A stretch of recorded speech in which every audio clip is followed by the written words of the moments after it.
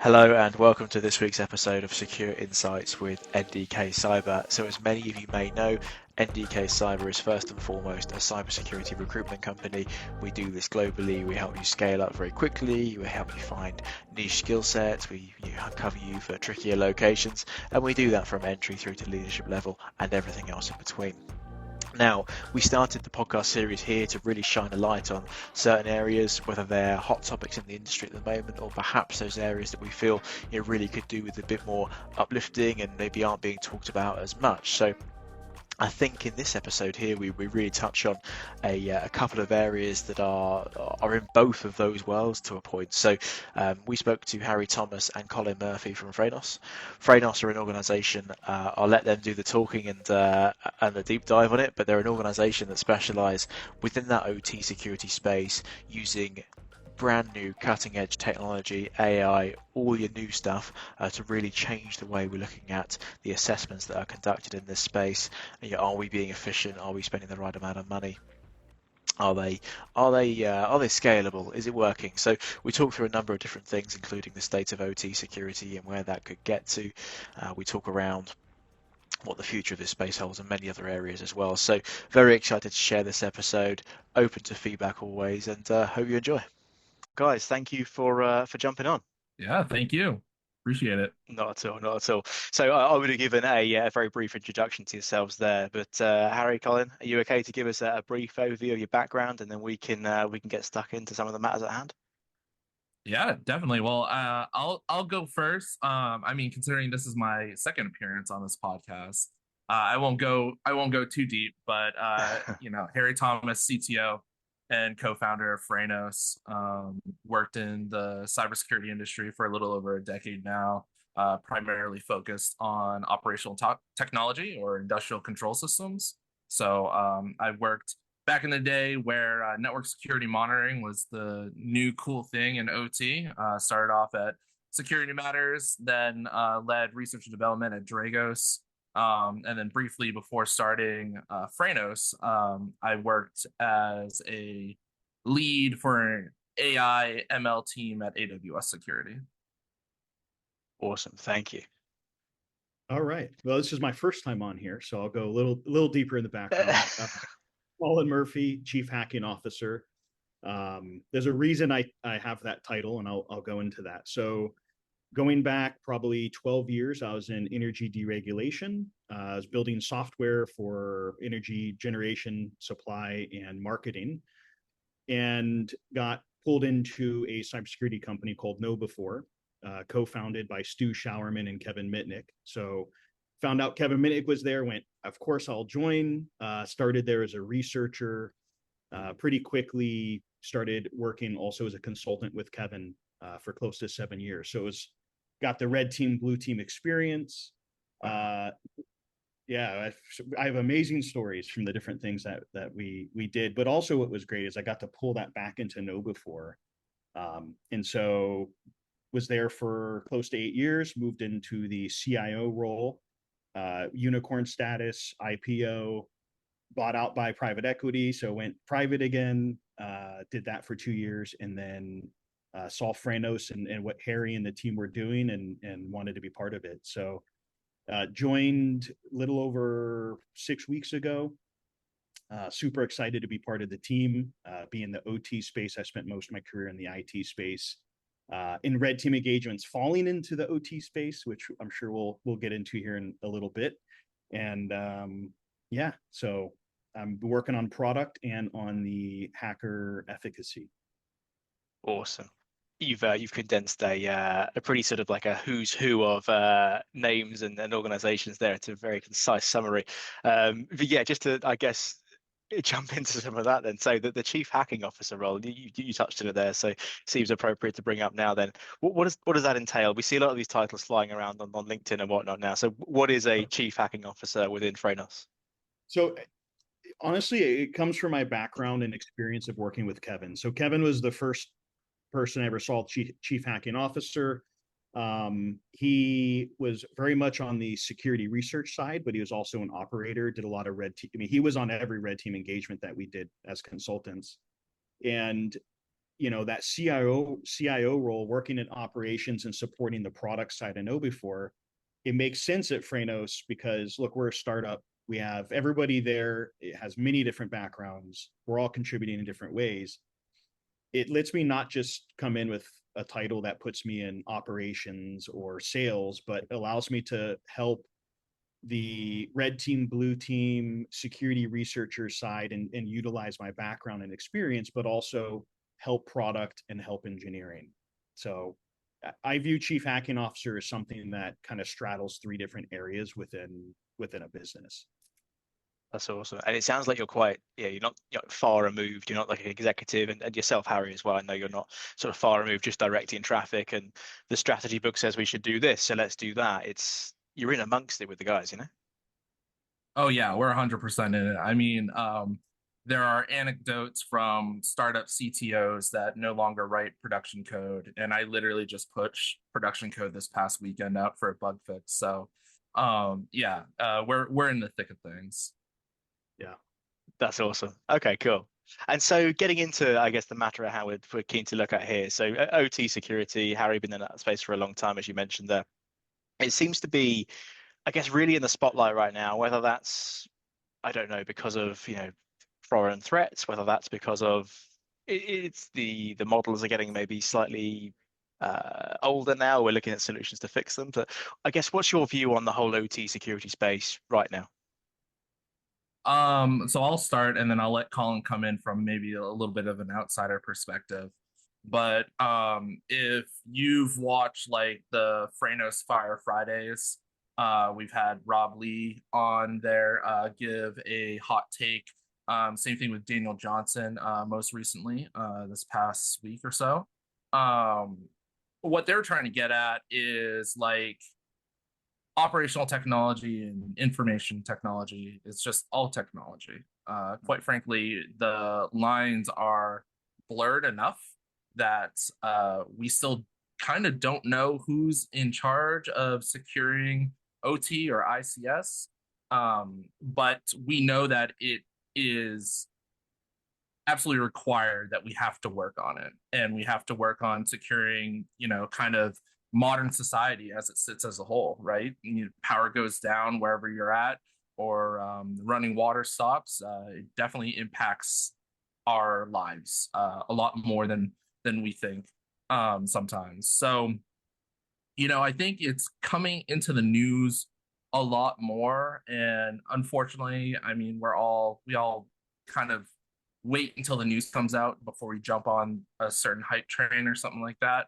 And but the OT cybersecurity industry has been around for over, I mean, practically a decade now. With the first OT products, cybersecurity products like Security Matters, Dragos, Clarity, Nozomi coming out back in like 2014, 2015. We're just seeing like the evolution of everything. Everybody's working on their visibility projects. They're partially implemented or at least half implemented sometimes. But a lot of what we're seeing from our prospects and customers is, I don't know what to do next. Like, we've had all this education from the cybersecurity industry letting us know that we need to work on visibility and what we have and what we know. Cool. We have a little bit of that. Now, what's the next step? And quite frankly, that's the reason why most of those prospects are coming to Frenos, is because we're the next step in that cybersecurity journey. But Colin, coming in from the outside IT hacker and everything like that, I mean, what are your thoughts about the OT cybersecurity industry? Yeah, I coming from a very mature space in comparison, right? Cybersecurity and IT and enterprise has been growing since the early 2000s. I would say that, it's interesting because some recent engagements I did over the last 2 years, and even when right before Kevin passed away, we were doing IT engagements for OT companies. And for us, it was all the same, right? We'd get in on the enterprise side, we'd move laterally, we'd end up in OT whether we meant to or not, just from our recon and seeing assets that we could compromise and keep pushing for the flags. It was always shocking in that question came up even in those engagements, right? Who's responsible? And a lot of the time we heard, well, there's not much we can do, right? The legacy products, there's not a lot of solutions. It's a critical system. So playing in there too much, there's risk. Unlike IT, right? IT, you can bang around pretty much all day, and systems are unlimited bandwidth, very redundant, very self-healing in comparison. So since joining Frenos and kind of pivoting my research to being more focused on OT, there's certain themes that I'm noticing. My prediction is that they'll be kind of the next major focuses, and they already are starting to be, right. And I think that's visibility, but also threat hunting and modeling. So in January, big Fortinet breach, right? 15,000 configs got dumped on the dark web. When I saw those and started tracking those, and Frenos was like, hey, this is interesting, let's see what we can do with it. People didn't realize that those were from 2 years ago. And many of those configurations were for manufacturing and OT organizations, right? We parsed a lot of the configs. We saw turbine generation, smelting, like all kinds of pretty critical stuff in there. So what was the incident response in the OT industry? Because then again in March, Fortinet came forward and said, oh, by the way, 16,000 or more Fortinet devices on the tail of the 15,000 configs that were leaked were backdoored. So if you patch those systems, you're still backdoored. They had they had read access into all of your VPN configuration and credentials. So in IT, we would have torn out equipment, rotated credentials, reset SSO. We have a playbook that we would apply. What did the OT space do? Just patching or ripping out that system, you still had someone that could have been in your environment for more than 2 years. So what's the threat modeling? What can you do in the OT space to start looking for the footholds and the reverse tunnels and all the things that an APT is going to do to stay in the systems, right? So that's kind of where I'm excited about Frenos and what we're doing, but also through my research going, this is more critical for this space and less mature. And how can we help? Yeah, it seems to be the case, and you both have raised a good point there. And we've recruited in this space a fair amount, and the same theme comes up of this sort of divide between OT and IT and who's in charge, and should it be CISO, should it be the floor manager? Just getting on that a bit. Why is that? Is that just a legacy thing that's sort of stuck over time, and because it's maybe a person problem and it's sort of dealing with people and you've got to develop relationships, it's more difficult to do maybe than implementing technology? I'm guessing here, but it seems to be a really consistent theme across the board. Yeah, I can chime in on this. Oh, sorry, Colin. No, I was gonna say you should chime in.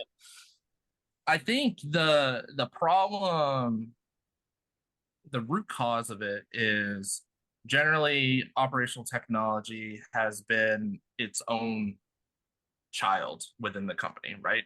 We know it makes money. We know like what we need to do is necessary to keep this up, but let's just not touch it because don't fix what's not broken.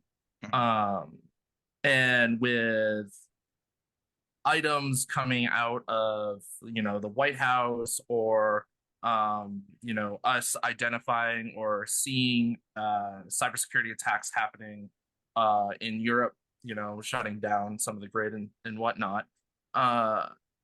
People are concerned, but they're concerned to a certain point where, if because it doesn't belong to me, I can be as concerned as I want to be. But once it belongs to me, now I need to shift my mentality, right?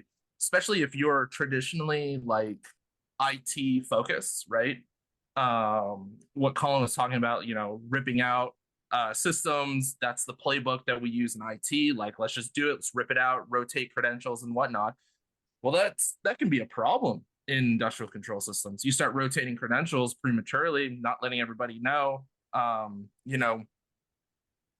engineer needs to come in, VPN in for whatever reason to address an issue within the SCADA or DCS environment. well, if you rotated all those credentials, you didn't inform them. Now, if there's a problem, now you're possibly causing downtime. And with all of us kind of utilizing kid gloves for OT cybersecurity, we don't want to cause that downtime. But I think, in my opinion, somebody just needs to take ownership. It doesn't matter if you're the right person to own it at the end of the day. Just take ownership and be accountable and just go forward and start implementing or talking to vendors, going to conferences, trying to figure out exactly what you're supposed to do and get your foothold so that you can start making a difference. We have a mentality here at Frenos. We call it all gas, no brakes, where everything we do is results driven, but we don't work on anything unless we're moving the needle at least 1% every day. So, if a lot more of the operators took that mentality, I think we would start hearing a lot of different opinions out there and start seeing different vendors pop out of the space as well. So taking action is key.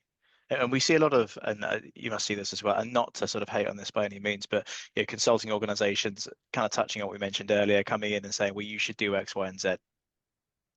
Good luck. And that seems to be pretty common. There seems to be a lot of organizations offering those services, and there must be value in there. Otherwise, they wouldn't sell them, I guess. But I guess in the modern world, does that address that whole who's actually taking ownership? You talk about Frenos providing the next step. How does this all knit together? Well, I think it's going to be a play like IT and enterprise had, right? So you had systems, you had computing technology growing, supporting businesses over the last 20, 30 years. Then you started to have kind of this, who's responsible for what for security in the IT space. You had CIO, you had CISO. CISO's a newer role. Then it became, one side is saying secure everything. I don't care about ops. I don't care about usability. And then you have to find that fine line, right? And a good CIO is going to lean more to security, and they're going to find that kind of happy median. I think the OT space is going to have a similar kind of a evolution where your IT and OT and where it converges is going to have to rely on, look, if you put me into space tomorrow and said, solve all the OT problems, I'm going to break everything with IT solutions. It's just the way it is. Okay. But I think that working with the right SMEs and working with the right consultants or partners, getting those reports and bringing some of the velocity from the IT side, we can start to address the problems.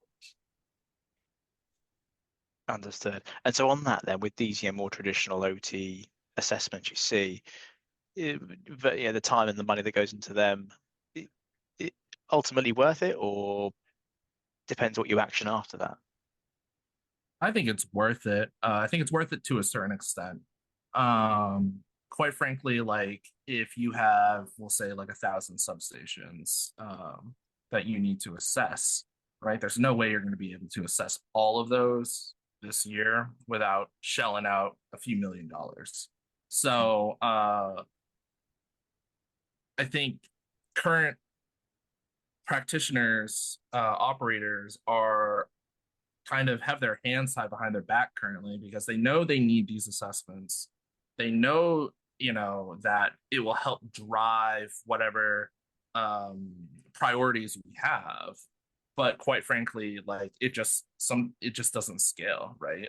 And that's what we've, are partnering with our customers and prospects about the Frenos platform doing the autonomous OT risk assessment or assessment platform where we can come in, we'll scale, we'll look at everything, right?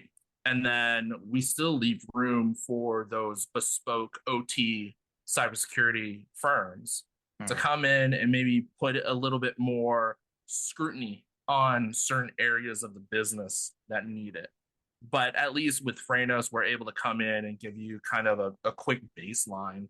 I mean, we're talking about hours to a few days to understand the general risk of what's out there, vulnerabilities, missing visibility, and also we're assessing the environment in a digital twin replica of your network, not a process control. People conflate those two digital twin words. We're doing it in a digital twin replica of your network, but we're also showing you, what future threats might be able to come in and do, like Volt Typhoon or Sol Typhoon or any type of typhoon out there, natural disaster. But we're showing that baseline of what these customers need right now to help prioritize, but there's still room for those consultants.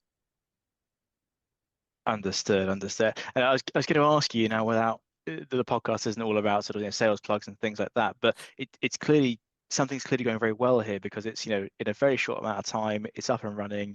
You're bringing guys like Colin in, Rob Lee as an advisor from Dragos. These are big names in the space that have been there and seen a lot. So the gap that Frenos fills is clearly working, I guess. And you've got, is it AI now built in? And I'm going to butcher the name here. Is it Syra? Yeah, Syra. Yeah. We have AI. I mean, AI was the precipice of how we built this platform. I mean, I had me myself as a co-founder. I had this idea for about 5 or 6 years now. Kept trying to build it over and over again, and wasn't able to do it until ChatGPT came out and OpenAI, and all of a sudden NVIDIA is pumping out hardware that allows you to train local models a lot sooner or quicker, or even run inference for those models on something so small as like a 3060 GPU. I mean, like that leaps and bounds in the Moore's law, like really helped Frenos come to what we are right now, currently today. I got you. I got you. And I guess I'm just reading this a very sort of dumbed down view of this, but it's a case of this embraces modern technology to save you an awful lot of time and money to get that fundamental assessment done, and then like you say, you can bring in SMEs in other areas to really double down on what you need to sort of brush up on. Yeah, definitely. I mean, that's what we're advocating, and that's what I mean. We're partnering with consulting firms, and they're utilizing our platform to run, these hyperscaled assessments, right? That allows them to then work on a project plan with their clients on what they need to work on together. So, we're partnering with those consulting firms as well as the end users, the operators themselves. That's awesome. And I think Harry, you and I were speaking before, and am I correct in thinking that you've got some relatively, I don't know how to word this wrongly, but like junior employees that are able to run the software and be able to articulate the benefits without years of experience needed in the space? Yeah, definitely. Colin, I mean, you've witnessed it. Like, what is your kind of take on having these junior engineers or even interns running the Frenos platform on behalf of their employer? Yeah, funny you say that because I just walked an intern through it today. No cybersecurity background, Wow. uh, CS major, but OT found out about it I think yesterday. And so the introduction was he's one of our interns and a sharp kid, super excited to work with him. But it was nice because I showed him the platform. I explained high level, OT, the problem we're trying to solve, and the idea of modeling an assumed breach scenario and going, okay, if I'm on corporate Wi-Fi or I'm on an engineering LAN segment, where can I go? Can I get to the crown jewels, substations, HMI? And someone without that background and just kind of, I explained some terminology for critical systems, and he already started going, oh, and now you can see all the paths. And what about mitigation and recommendations? I went, now you get the platform. We have some customers right now that the person we're engaging with is new to that aspect of OT. They're not new necessarily to OT, but using our tool and starting to address some of these more complex problems, they're able to confront that very easily, which is nice. I'm used to very complex tools that even for me with my background, my passion for this, I go in and I'm like, oh, all right, where's the wiki? Where's the where's documentation? How do I get value out of this? I think that um, leveling up the interns and the people that are new to the cybersecurity side of OT, and even IT in many places where they converge, these types of tools make it easier. Hmm. It kind of brings me to that. You see a lot of this. There's a skills gap. There's a skills shortage. We can't get anybody. We can't, and it's quite common in OT, to be honest. It's they're trying to bring more people into the space.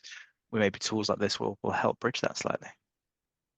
Yeah, I Yeah, hope so. I think so. I think so. I mean, like, there's a lot of cybersecurity platforms out there and tools out there that are built by engineers for engineers, which can, to Colin's point, make it difficult. Sometimes you need the documentation or the wiki or even like ChatGPT to really understand what's going on with this platform. But what we're seeing out there and the benefit of our platform and the benefit of other solutions, much like ours, taking that more simplified approach, allowing the users to kind of dip their toe into the cybersecurity landscape, but not overwhelm them with so much data and so much information that they just shut down. I mean, to continue pulling on a thread about what Colin was talking about with interns and junior engineers utilizing our platform, I mean, they're directing their OT security architects or networking team on what they need to work on. They're the ones coordinating everything. Which is making them in their organization absolute rock stars, right? Mm. It's quite rare to have somebody that you hire, 1-2 years out of college, come in and then start taking hold of your cybersecurity maturity and going, all right, we need to work on this, guys. And that's what we're seeing. I was going to ask you how this lands with customers in real time. I just curious. Yeah, how does it land? I mean, where it's so everything's just simple, and it's great to come in to new customers that have preconceived notions of how cybersecurity tools install, run, operate. And when we come in, we tell them we can run on a laptop, we can run on a small server, we can even run in your cloud. It takes 10 minutes to install, and you're up and running in less than an hour. I mean, a lot of them are skeptics regarding those words that we're utilizing to talk about our platform, our deployment strategy. But when they actually see it, they're like, all right, I didn't believe you in the beginning, I believe you now. And as we continue going through proof of concepts, proof of values, or even production deployments, they're starting to realize that the simplicity of the Frenos platform is really something that just enhances their overall organization. And the benefit of being a startup is we're running so fast. We have so much velocity that we're coming out with newer enhanced features or new features and capabilities practically every 6 to 8 weeks. So if there's something that you didn't see before in the platform, all of a sudden after we upgrade and install, it's there now. That's Yeah, insane. Sorry, go on. when I want to add on it too is it's coming recently from a large company and many years there in a C-level position. I had 300 plus subscriptions I was responsible for, and the tools that actually were meaningful to me were platforms where it aggregated or brought value to the things I already owned. Right. I didn't need another bespoke tool that then I had to log into 13 different things to have a view. I know the pain of, I'm going to go down the route of calling Frenos and Syrup, a single pane of glass. That's marketed to pieces, but we get value out of the ecosystem that exists with our customers, right? So if they have good visibility tools, vulnerability tools, asset management, that only enhances what we do and brings it together. So in kind of this feedback loop, we're further enabling the tech stack, even for our partners and the other tools that these companies rely on, these groups rely on, and bringing additional value to the Dragos and Clarity and these other tools. Because we use all of that to build these models in a digital twin and then do our assessments. So that helps, I think, the whole industry mature and grow versus everyone being a competitor of each other. I was just thinking, it just sounds so collaborative as opposed to we are this but better, or this but slightly different, or what have you. And I was going to ask you, Colin. I mean, you must have a lot of war stories in the locker. Maybe that's an over a beer conversation, perhaps. But Yeah. coming out of Know Before and then the work you did with Mitnick, and what did you see in Frenos as a this could be the next thing? This is it. I mean, because I've never seen anything like Friends before. If I'm being transparent.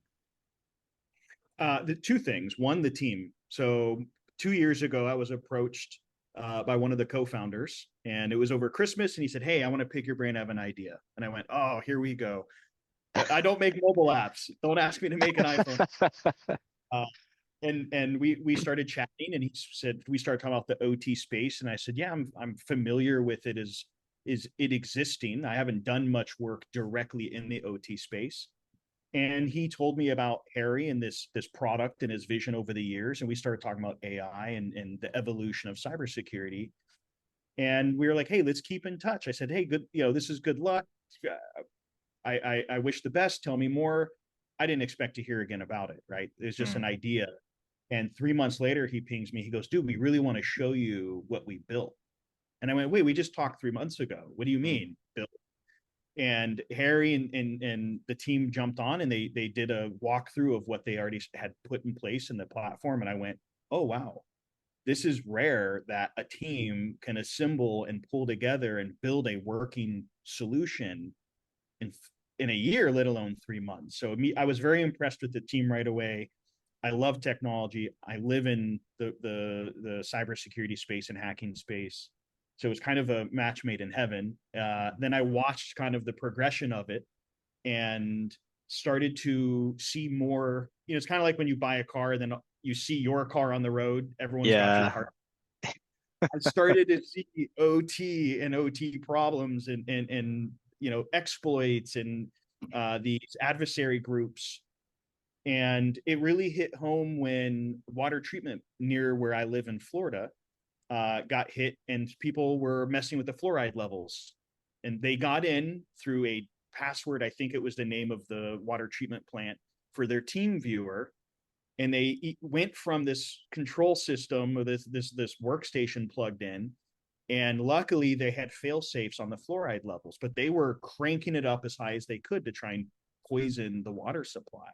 This was a real attack. And this was, miles from where I lived. And, kind of like the car thing, it became it's a critical infrastructure. It impacts all of us.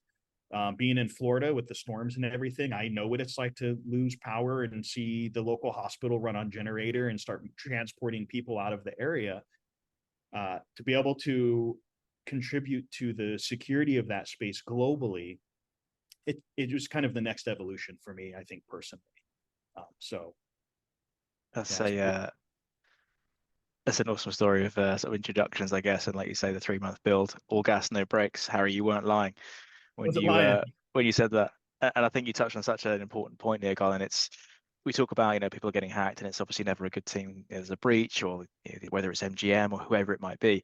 But with the OT space, there's downtime which costs money, but then there's, like you say, it's water treatment, it's high speed rail, it's power plants that have significant effects on human lives, and it's can be next to us. It can be on our doorstep. It's not it's somewhere else. I'll worry about that later type thing. So, with that in mind, I mean, what's next in the sort of the OT space coming through? What are we excited about in the next 6-12 months?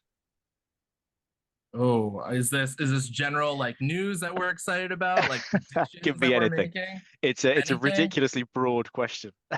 I know. I'm gonna have Colin start first because I'm gonna think about my answer a little bit if he has one. Being new to the space, I'm excited to see, like you said earlier, the collaboration. I'm excited to meet and see technology and discover technology and use cases that collectively levels everybody up.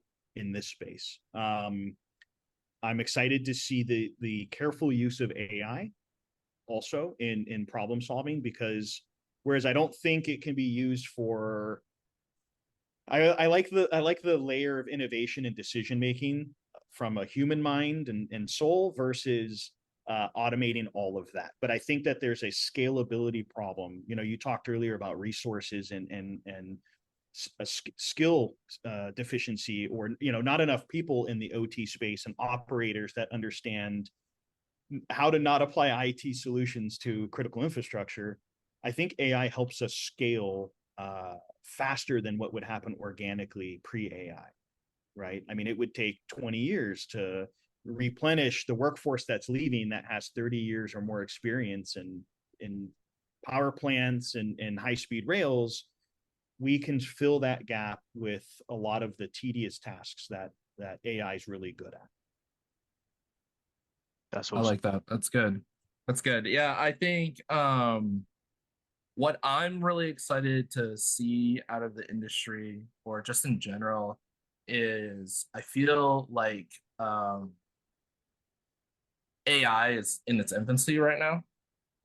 I don't have a prediction of where it's going to go, but if I have any say in it, it's going to be some form of self-healing AI models where they become, practically bespoke to you or your environment or whatever you're utilizing it for. I mean, I utilize AI, large language models, for to help me code sometimes, right? I mean, Cursor is a great, IDE for developers, and I can't imagine, operating coding anymore without utilizing some form of assistance, right? I think GitHub Copilot was great when it first came out. They became laggards, but now with Cursor and a whole bunch of other tools like that to help us really accelerate and drive technology forward, that's what I'm excited about. I think there's going to be probably a new space beyond SaaS. There's gonna be something. I don't know what it's gonna be yet, but in 6 to 12 months, when it happens, I'll send you an email, James, and I'll just be like, I told you so. Well, I was going to say already, I think at the rate that Frenos are going, we should check in 6, 12 months anyway, but let's do it anyway to talk about the AI stuff that's happened, and maybe it's even further than expected. Yeah, definitely. Well, guys, this has been awesome. The time has flown by, and it's been great to chat and pick your brains about the space you're in and the rapid developments that are going on. So thank you for jumping on. We'll chuck a couple of links below if people want to get in touch and reach out to what you're up to, and we'll speak again soon. All right, thanks. Cheers, guys.